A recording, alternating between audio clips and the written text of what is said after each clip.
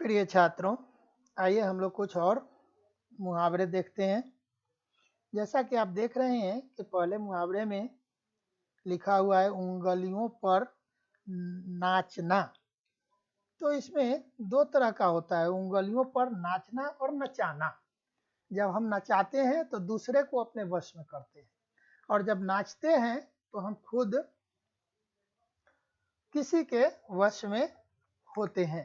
तो हम यहाँ साधारण वाक्य बना देंगे। राम हमेशा अपनी पत्नी की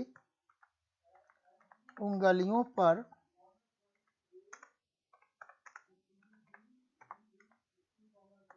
नाचता है। इस तरह से हमारा यह वाक्य छोटा भी हुआ और अर्थ भी स्पष्ट हो गया। तो इस तरह से हम इसको अंडरलाइन करते हैं और अगला देखते हैं। बिना समय गंवाए उड़ता तीर लेना। हाँ, ये इस पर थोड़ा समय देने की जरूरत है। कहने का मतलब कि कोई तीर कमान से निकल चुका हुआ है और अपने डेस्टिनेशन की ओर जा रहा है, लेकिन हम जानबूझ करके उस तीर के सामने अपनी छाती लगा देते हैं। तो इसका मतलब क्या हुआ? जानबूझ करके हम जान रहे हैं कि वह तीर, वह जो एरो है, वह हमें घायल करेगा, इंजर्ड कर देगा, फिर भी हम उड़ते हुए तीर के सामने अपनी छाती कर देते हैं। इसका मतलब हुआ कि हम जानबूझ करके बिना किसी फायदा के, बिना किसी कारण के मुसीबत को, विपत्ति को ले रहे हैं। तो इसको बोलते हैं अकारण मुसीबत मोल लेना। तो हम यहाँ एक छोटा सा वाक्य बनाएंगे। राम और मोहन के बीच हो रहे विवाद को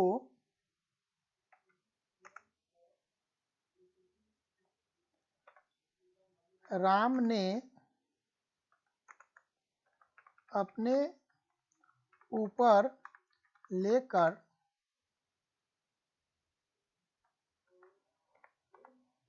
उड़ता तीर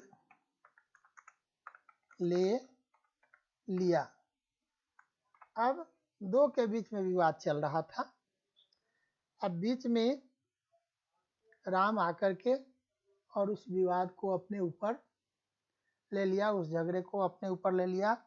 आप लोग देखते होइएगा, स्कूल कॉलेज में ऐसा प्रायः होता है कि दो के बीच में कोई विवाद चल रहा है, उसमें तीसरा आकर के और अननेसेसरी इंटरफेयर करके और खुद वह मुसीबत में फंस जाता है। ऐसा आप देखते होइएगा, है ना? तो यहाँ हमारा ये हो गया। अब हम लोग देखते हैं उड़न छू। उड़न और छू, ये छू मंतर हो जाना और काफूर हो जाना, ये मुहावरा हम लोगों ने देखा है। बहुत प्रचलित मुहावरे हैं ये दोनों। काफूर हो जाना, छू मंतर हो जाना, 9 2 11 हो जाना। अब यहाँ आ गया एक चौथा, उड़न छू होना। तो ये 9 2 11 होना, काफूर होना, है ना, रफू चक्कर हो जाना, ये सारे जो मुहावरे हैं और ये उड़न छू, सबका एक ही मतलब है, गायब हो जाना, भाग जाना। तो हम लिखेंगे कि चोर चोरी करके उड़न छू, उड़न छू हो गया। पूर्ण विराम दीजिए और फिर इसको अंडरलाइन कर लीजिए। तो ये उड़न छू हो गया। अब आइए हम लोग अगला देख लेते हैं, पासा उल्टा पड़ना। कहने का मतलब कि आप सोच रहे थे कुछ और हो गया कुछ, प्लानिंग किया कुछ और हो गया कुछ, इसको बोलते हैं पासा उल्टा पड़ना। तो लिखेंगे कि आप किसी को हराने के लिए, जैसे दो के बीच में कोई मैच चल रहा है, कोई प्रतियोगिता चल रही है और आपने अपनी सारी बुद्धि और ताकत उसे हराने में लगा दी, लेकिन वह जीत गया और आप हार गए। तो लिखेंगे राम ने श्याम को हराने की बहुत कोशिश की, लेकिन क्या हुआ, पासा उल्टा पड़ गया। और इस तरह से यह वाक्य पूरा हो गया। आइए हम लोग इसको अंडरलाइन कर लेते हैं और उसके बाद तब हम लोग अगला मुहावरा देखते हैं। अगला मुहावरा है हमारा 19-20 होना, है ना। तो 19-20 होने का मतलब होता है कि थोड़ा का अंतर होना, थोड़ा ऊपर नीचे होना, है ना।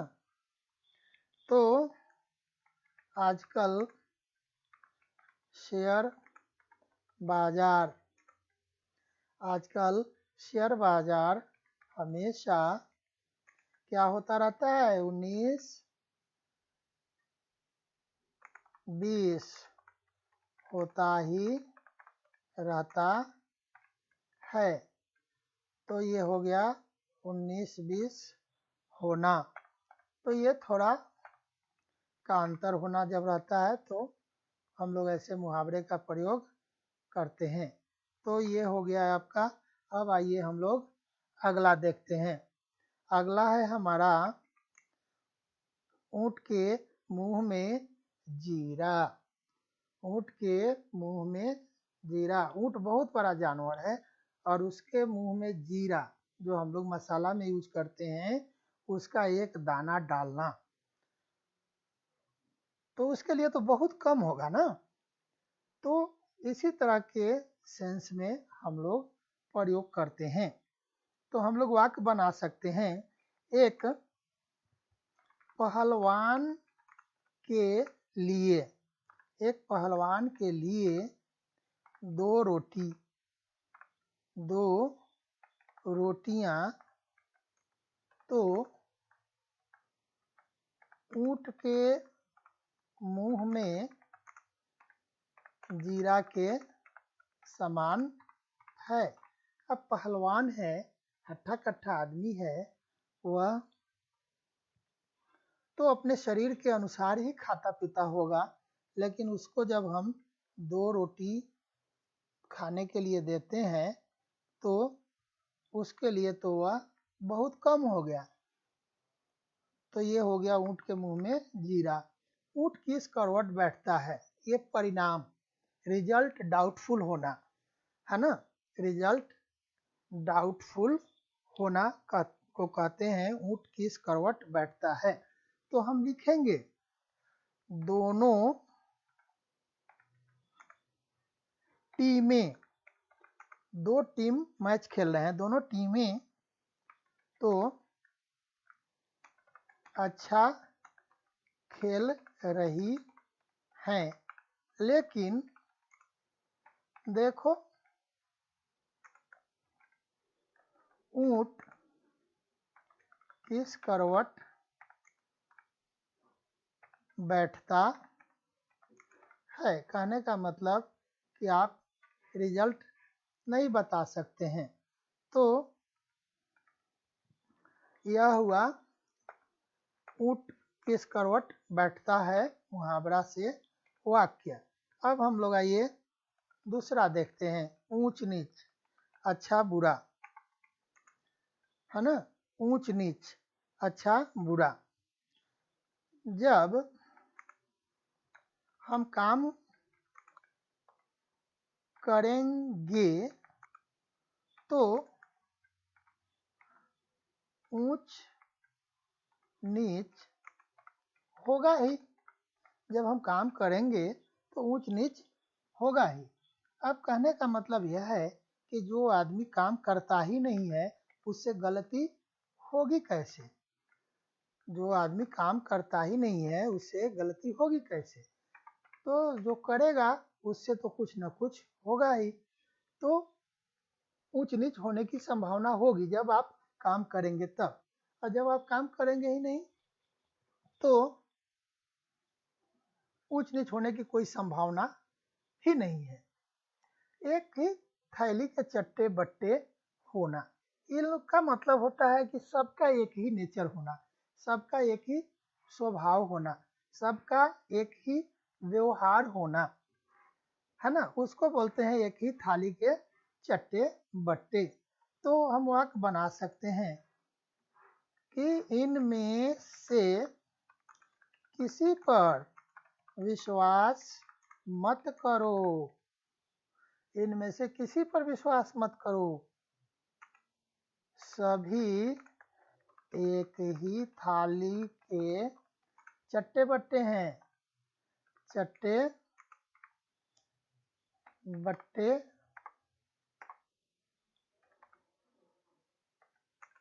हैं। किसी पर विश्वास मत करो, सभी एक ही थाली के चट्टे बट्टे हैं, क्योंकि सब एक ही नेचर के हैं, एक ही स्वभाव के हैं, सबका व्यवहार एक जैसा है। अब यहाँ कह रहा है कि एक अनार 100 बीमार, आपूर्ति से अधिक मांग। इसका मतलब हुआ कि ये जो है less supply more demand, means supply is less than demand. आप जितना चाहिए उतना नहीं है, है ना। उसको बोलते हैं एक अनार 100 बीमार। तो हम इसे वाक्य बनाएंगे। वाक्य बनाएंगे कि किस कहीं पर नौकरी के लिए वैकेंसी होती है और वहाँ पर मात्र 50 रिक्तियां हैं, 50 सीट्स खाली हैं, 50 ही वैकेंसी है, लेकिन 5000 वहाँ एप्लीकेशन आ जाते हैं। तो उसको बोलते हैं एक अनार 100 बीमार। तो हम वाक्य बनाएंगे केवल, इसको ऐसे लिखते हैं, चपरासी के लिए केवल 5 रिक्तियां, इसको अंग्रेजी में मैं यहाँ लिख देता हूँ, वैकेंसीज, वैकेंसी, ये कैपिटल में हो गया सब।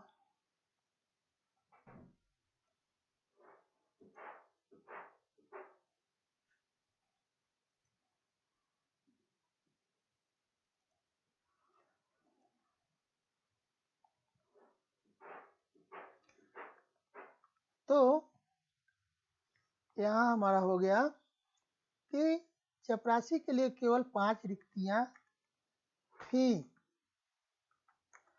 लेकिन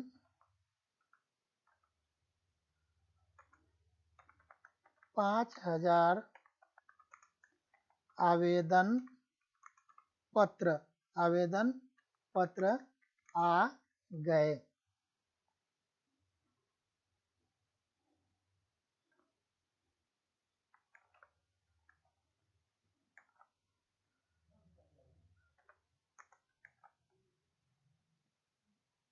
ठीक ही कहा गया है, ठीक ही कहा गया है, एक अनार 100 बीमार। और इस तरह से पहले हम लोगों ने एक वाक्य बनाया और उसके बाद दूसरा वाक्य बना करके इसको प्रमाणित कर दिया कि एक अनार और 100 बीमार। तो इस तरह से ये हो गया। अब आइए हम लोग अगला देखते हैं। अगला है हमारा एक आंख से देखना। एक आंख से देखने का मतलब होता है सबके ऊपर एक तरह की नज़र रखना, सबको एक रूप में देखना, एक तरह से देखना, एक समान से देखना। तो मेरे पिताजी हम सभी भाई बहनों को एक आंख से देखते हैं। अब ये वाक्य हो गया एक आंख से देखना। साधारण अर्थ लीजिएगा तो हो जाएगा कि आदमी की 2 आंखें हैं, लेकिन वह फिलहाल एक ही आंख का इस्तेमाल कर रहा है, एक आंख को रेस्ट दे रहा है। लेकिन यहाँ लाक्षणिक अर्थ का मतलब होता है सबको एक समान देखना, एक तीर से 2 शिकार करना। कहने का मतलब कि एक काम के लिए हम निकले लेकिन दूसरा काम भी हम साथ साथ करके आ गए। तो हम इसे वाक्य बनाएंगे और ऐसा ही होता है, एक पंथ 2 काज। एक और होता है, एक और कहावत है, मुहावरा में भी उसका प्रयोग होता है, लेकिन मेनली वह प्रोवर्ब है। कहावत है एक पंथ 2 काज, और यहाँ है एक तीर से 2 शिकार। तो हम लिखेंगे कि MA मतलब मास्टर ऑफ आर्ट की परीक्षा के साथ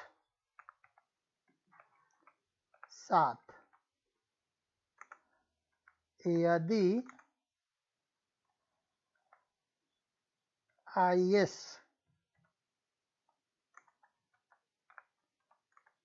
की तैयारी भी हो जाए तो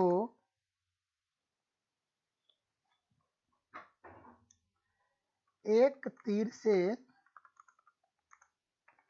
2 शिकार हो जाते। यदि आप MA की परीक्षा दे रहे हैं, साथ साथ में IAS की तैयारी भी हो जाए आपकी, तो इसको बोलते हैं एक तीर से 2 शिकार हो जाते। तो आइए हम लोग इसको अंडरलाइन कर लेते हैं और बढ़ते हैं अगले मुहावरे की तरफ। अब है एक पंथ से 2 काज। अब एक ही रास्ते से आप जा रहे हैं और 2 काम हो गए। तो आइए इसको भी हम लोग देखते हैं। राम तो गया था, राम तो यहाँ लिखिए प्रयाग राज गया था परीक्षा देने, लेकिन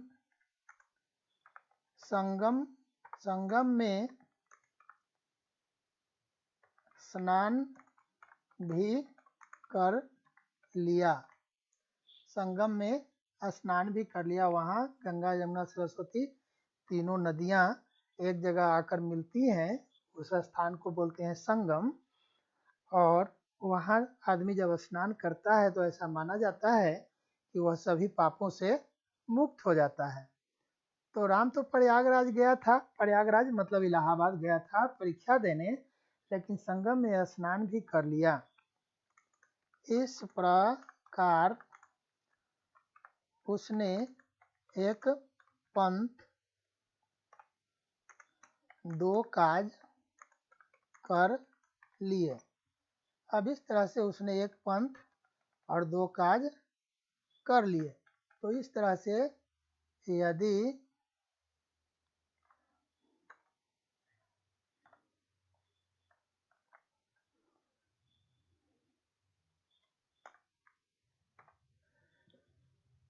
कोई प्रोवर्ब आता है तो पहले आपको एक वाक्य बना करके और दूसरे वाक्य से उसको प्रूफ करना पड़ेगा, साबित कर देना पड़ेगा। आइए हम लोग देखते हैं एड़ी चोटी का जोड़ लगाना।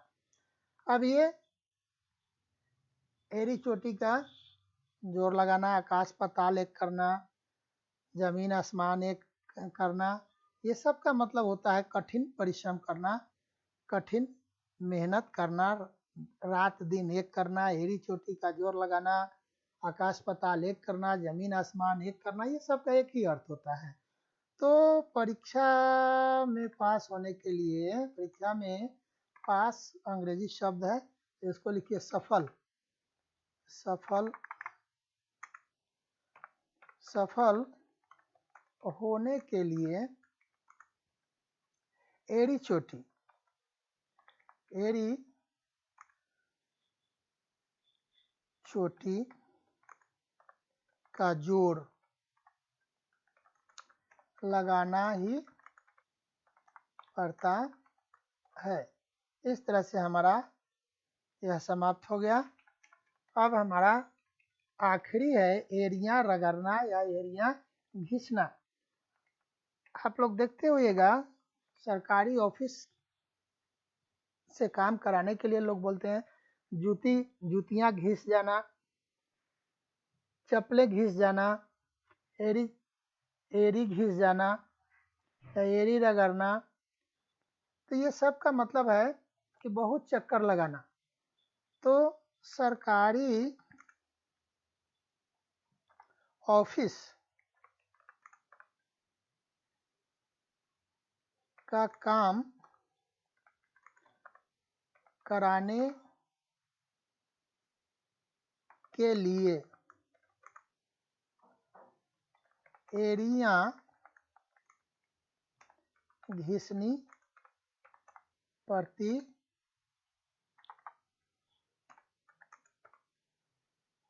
है। इस तरह से यह वाक्य हो गया। और यहाँ ये अंडरलाइन करना भूल गए, इसको अंडरलाइन कर ले हम लोग। अब आइए इसका भी अंडरलाइन कर लेते हैं। तो यहाँ हम लोगों ने देखा कि सरकारी ऑफिस का काम कराने के लिए क्या करना पड़ता है, एड़ियाँ घिसनी पड़ती है, एड़ियाँ घिसनी पड़ती है, तब जाकर के कहीं सरकारी ऑफिस का काम हो पाता है। तो इस प्रकार से हमारा यह वीडियो भी समाप्त होता है। आशा करता हूँ कि आप लोग ईमानदारी पूर्वक देखेंगे और समझेंगे। फिलहाल इतना ही, धन्यवाद।